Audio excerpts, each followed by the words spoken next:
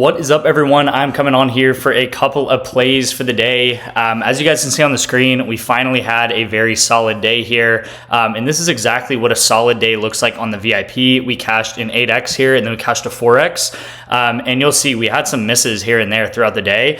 But once you cash these big 4-man entries, these 8Xs, 9Xs, they pay for all of these losses, right? So this entry, for example, we go up 7 units because of it.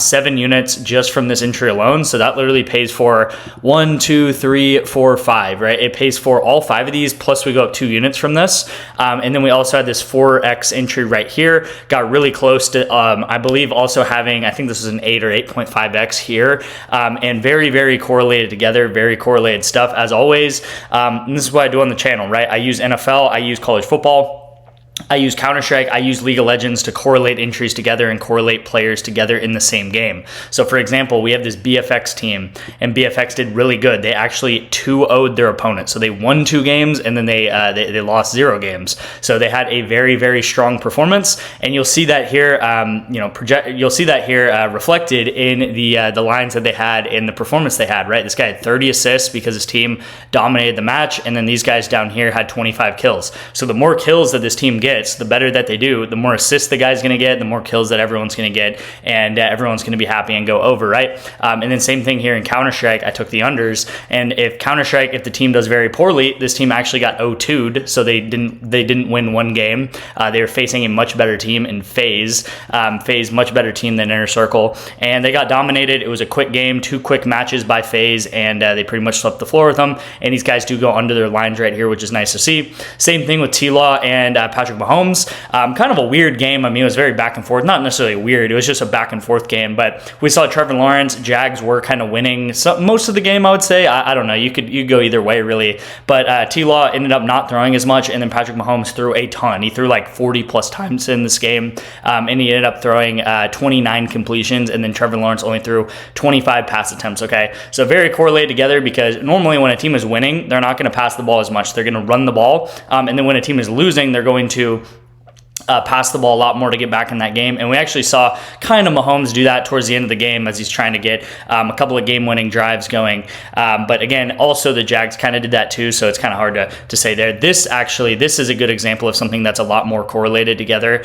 I don't know why Travis Hunter has a Green Goblin little emoji here, because he wasn't a Green Goblin when I took him, so I never played Green Goblins, by the way, guys. I guess it was just a good play, and it ended up bumping throughout the week. But we took Trevor Lawrence over, and then we took Travis Hunter over. And as you saw, Trevor Lawrence had I think a 40-yard pass to Travis Hunter at some point in that game. So that instantly put Travis Hunter over, and it instantly put Trevor Lawrence over, okay? So again, this is the strategy that we use. It's correlation. You can use it on Counter-Strike. You can use it on League of Legends, and then football, right? Football with NFL, with college football. And that is what we do on this channel, guys. And I actually have a play today that is going to be utilizing Taco Tuesday on PrizePicks, and also going to be utilizing this correlation that I always talk about. So you can see here I did very similar stuff with Trevor Lawrence and Travis Etienne. I really liked Trevor Lawrence and one of his guys to go over together, and you guys will see that no matter it was Brian Thomas, no matter it was Etienne, no matter it was Travis Hunter, all of these combinations hit together.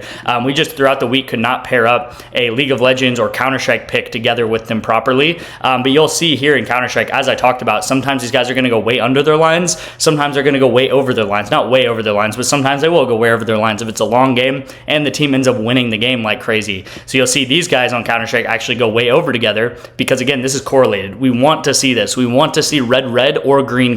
So if it's red together or green together in these pairs that I take, that means that the correlation is working. I talked about this yesterday in yesterday's video, but you saw throughout the weekend, we legitimately on Sunday got extremely unlucky. We had 6 3 out of 4s happened to us. Okay, 6 3 out of 4s. And I mean, probably one of the most frustrating ones, for example, is CJ Stroud not hitting, because again, his team was leading, as I said earlier in the video, kind of with that Jags-Chiefs game. And how football works is when a team is up, let's say by 30 points, like the Texans were, they're not going to throw as much, right? That's just a fact of the matter. They're not going to throw as much if you're up by so much. And, CJ Stroud randomly throws a 50-yard bomb to Christian Kirk, and that puts him over. And it's frustrating stuff, I know. But, 10 times out of 10, if Houston Houston was up by 30 points and I could take CJ Stroud under 80 yards, like I did, I would do it 10 out of 10 times, to be honest with you guys. And you'll see here, in this entry also, we took Baker and Mbuka, who were actually down at halftime, and I took them over, and Baker had to throw a lot, as Baker has had to do pretty much every single game so far this season.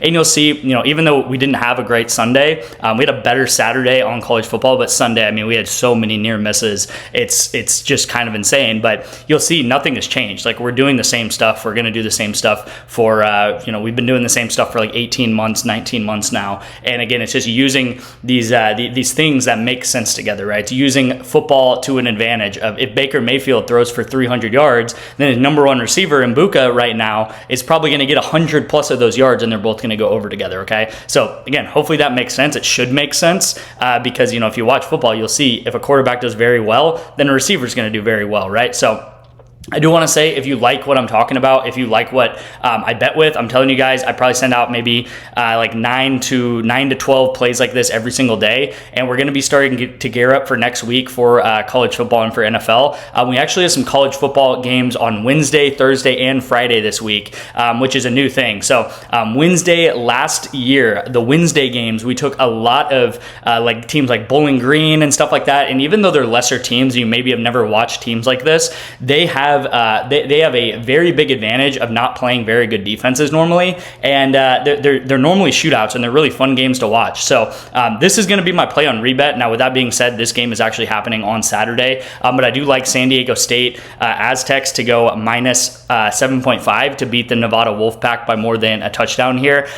We did take Jags plus 9.5 yesterday, and Jags obviously won the game, so that was a play that hit for us on REBET. So we've actually been doing sneakily well on REBET. I need to tally everything up, but I think we're like 8-5 or something like that, and looking to do better and better throughout the weeks. So REBET is something that you can actually bet on money lines, you can bet on spreads, you can bet on player props even in states that traditional sports betting is not legal, like FanDuel is not legal. I'm in Texas here, so they're not. FanDuel, DraftKings, all those kind of traditional sports books are not legal here, but you can actually bet on REBET, and it's because it is a sweepstakes site, which really means nothing really. You can still bet, you'll have money, you have real money, and you can deposit and withdraw just like a normal sports book. And what's amazing about REBET, it is legal in most states. So every state except 4 states.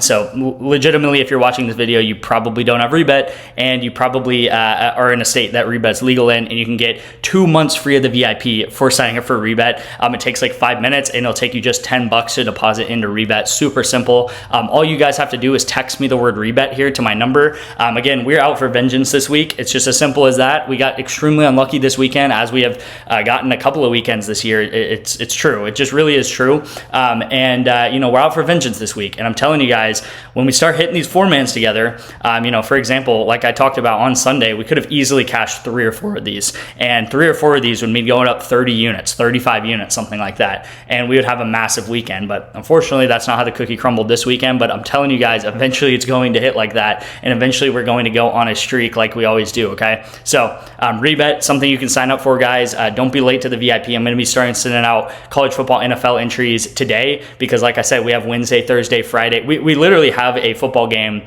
from Wednesday to Monday next week. So today is really the only day where we don't have football, but we have other sports we're going to bet on Taco Tuesday and such. So, it's a no-brainer to get into the VIP today. We're going to have so much football this week. So speaking of, this is actually a Thursday game. We have Eastern Carolina versus Tulane. And I'm going to get into this. I will say, if you're watching this video, I think after like 6 p.m., there's going to be another taco. So it's probably going to be like some WNBA or something like that.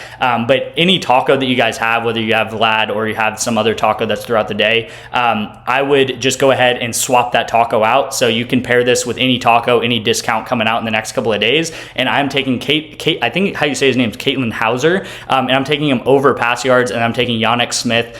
This is actually his second receiver, but I really like this line. I think it's too low because his normal line is about, I think it's like 58 or 57. So a normal line is 58. So again, if his normal line's 58 for the entire game, then his halftime line at 23 is way too low, because if you do 23 times 2, that would only put him at like 47 or 48, whatever it is. So yeah, that's really low, and we're gonna go ahead and take him over and pair up with Hauser, his quarterback, to go over as well. Now, one thing to note, and I probably should have said this at the beginning, is this is a college football first half play, okay? First half play. If you take it as a full game play, you'll only get like a 4.5x entry right here, which is not horrible, but at the end of the day, I would way rather get a 5.25x entry if I could, and that's what I'm going to go ahead and do. So that's why I'm taking the first half entries. You get a lot better payout with the first half, and if you guys have not watched an Eastern Carolina game, I really recommend doing so, because they play like a Tech, they play like a Texas Tech, they play like a Baylor, they play like a Big 12 team with all the passing they do. They do hurry up offense, they have a lot of deep balls, a lot of deep passes, and they're very, very fun to watch. So in that first half, they're going to come out swinging, they're going to come out with a lot of enthusiasm, a lot of passing, and I think a couple weeks ago, we barely missed Hauser by like 5 yards, because in that fourth quarter, they were winning by like 20 points, and he did not pass, like he maybe passed just a couple of times in that fourth quarter. So in that first half, their game plan is to get out swinging, throw some deep balls to the receivers, and really, really push down the field with their passing attack, all right? So these are the guys I'm taking over. As I said, you know, pretty much the whole start of this video, this is extremely correlated together. Is pretty easy to understand, right? If the quarterback throws for 200 yards in the first half, then his number 1 and number 2 receiver are probably going to have massive games, okay? And they're probably both going to go over, just like Trevor Lawrence did in the game that we just saw last night, and you know, Baker Mayfield, and whoever you want to say, right? Again, football is football. If a quarterback does very well, the receiver is going to do very well. If the quarterback does very poorly, the receiver is going to do very poorly, all right, guys? I'm going to go ahead and wrap it up here. Again, if you want to get into the VIP, please sign up for REBET. Super easy to do so. It'll take you like 5 minutes, and I will see you guys in tomorrow's video.